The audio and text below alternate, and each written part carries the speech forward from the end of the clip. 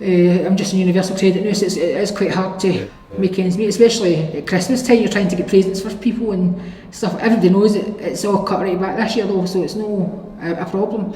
But it just makes you feel I was doing great up to last year, and then it just changes like that. So.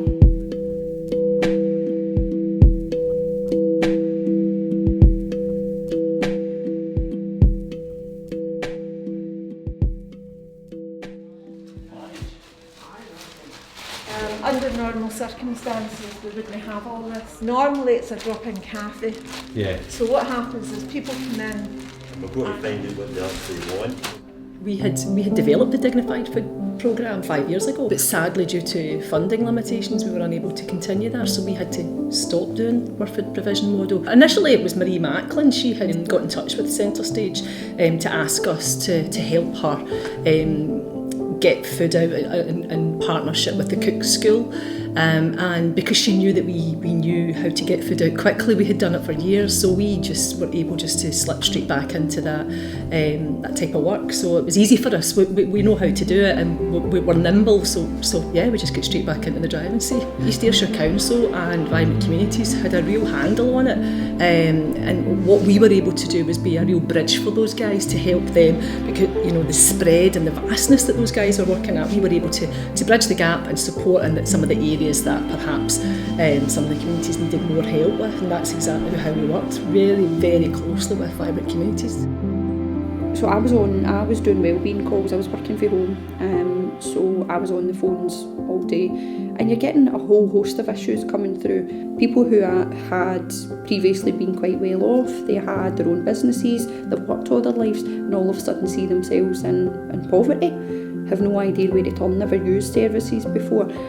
We saw quite a lot of that coming through, so it is just a matter of working together. We're going to get much better outcomes for people.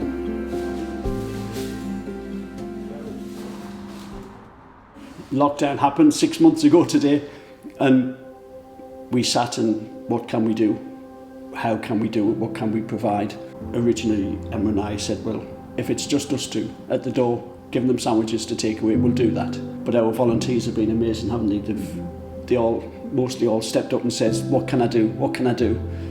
So we started delivering the soup and sandwich. We've delivered parcels to some very nice houses, haven't we? And people who you'd think you would never deliver food to. People who would probably never dream that they would need the help of the Salvation Army. A few nurses.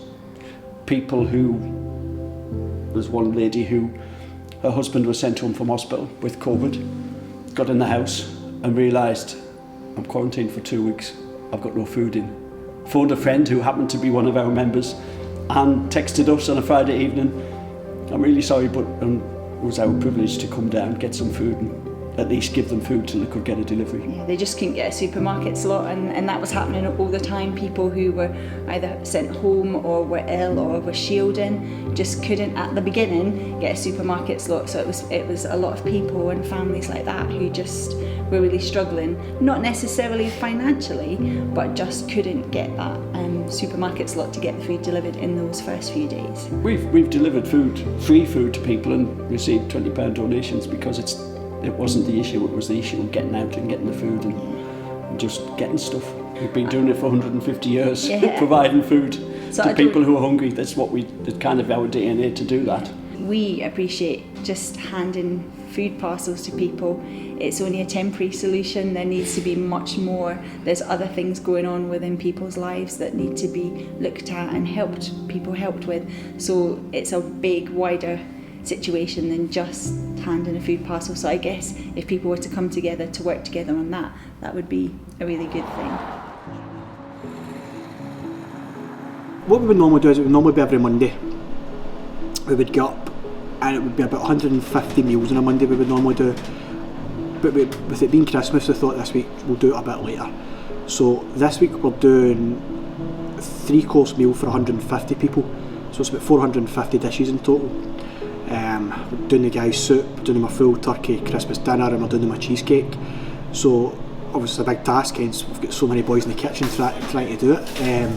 But the reason we've changed it this week to be a bit later is we just felt that it's a great time of year. but it's also a horrible time of year for a lot of people, and we wanted to make sure that it might not make their Christmas Day, but it hopefully certainly makes it a bit easier for them. Gary and the team have just been fantastic. What these guys are doing, and obviously the situation that Balluca's in at the moment, it's closed, so the chefs are coming in and they're volunteering, they're doing it off their own back, so that's just been absolutely amazing. We have families who are not going to be able to feed their children over Christmas, so we are finding that, you know, family members are referring other family members on to us because they can see the gap and they can see that if they don't have the support, they're not going to be able to survive during the period. So we're seeing our numbers going up. We're also getting other partners referring into us. We've had a lawyer recently refer into us from one of his customers working alongside the Howard Centre. We're getting referrals from them. And again, it's a variety of supports ranging from, you know, food parcels to gas and electricity to housing issues to Christmas presents for the children.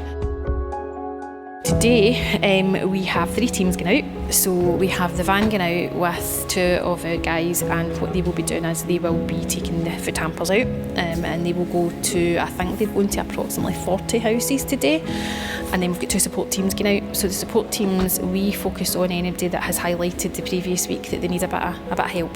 So that could be with their housing, it could be mental health issues, you know, medicals, forms, whatever it may be. So the 2 separate teams go out and we'll do all the supports, and then we generally will catch up, find out what's happening, back out usually about 4 o'clock, and we'll kind of finish off, just have a quick catch up before we're done. So basically I had a big operation this time last year, and I was in hospital for Christmas and New Year. I'm still recovering from it. So because I wasn't able to get out to get shopping, and I was on the universal credit because I'm not getting any sick pay, money was tight, so the recovery enterprise people have been really good, bringing stuff every week and helping. Even just talking to somebody makes a big difference, so it does. So I was never no well before this, and it just happened to be I was in my work one day and I just felt terrible. I thought it was the flu I had, so I was in my bed for a week and I just wasn't getting any better, and I had got an abscess in my groin. I just thought because my body was run down, that's why I got it, but it didn't feel right, something wasn't right, so I just decided to go to the A&E, and they told me I had a flesh-eating bug called nectarising fasciitis and sepsis, and I was away for dying. Had to get wheeled through for an emergency operation, and was in the hospital for 6 weeks to the 15th of January. So it was a scary time. Then I had to basically learn how to walk again with physio, with Zimmer frames and different stuff like that, and it was really hard going. And as I say, I've still got open wounds. I'm still recovering from the operation, but I'm a lot better than what I was this time last year. So it's for somebody that's never been no well to go to that, so it's quite scary.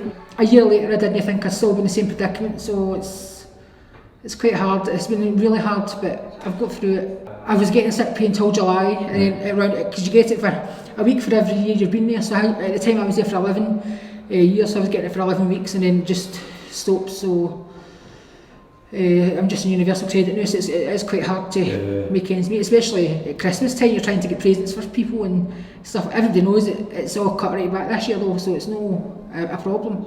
But it just makes you feel I was doing great up to last year, and then it just changes like that. So through no fault of your own. No, exactly.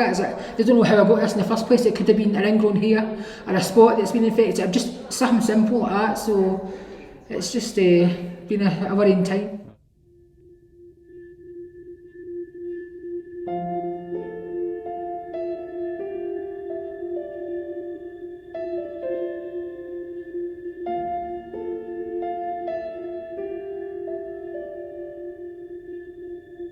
This film was taking me a lot longer to make than I expected, so first I have to say sorry for that. However, it's been a really interesting process, and I have to thank Centre Stage, Salvation Army, Barluca and Recovery Enterprises for their contributions. I hope we have done some justice to the work that they're doing, however it's clear there's a lot more to explore here. What stood out for me was how crucial these groups were to so many people, many who had never accessed their services before. Where would we have been without them? The idea of getting rid of food banks is fantastic, but when you look at the organisations like the Salvation Army, who have been doing it for over 150 years, you wonder if guaranteed access to food should be something we nurture as a country. I'm really grateful to Peter too for sharing his story. It really stunned me that someone like him, who's been working for such a long time, could suddenly find himself in a situation like that through no fault of his own. Please add to the conversation, leave a comment, use the hashtag HiddenCovid. Let's talk about food provision and how it should be done. The next and final film of the series will be on the impacts of business, both positive and negative, so keep a lookout for that. Thank you.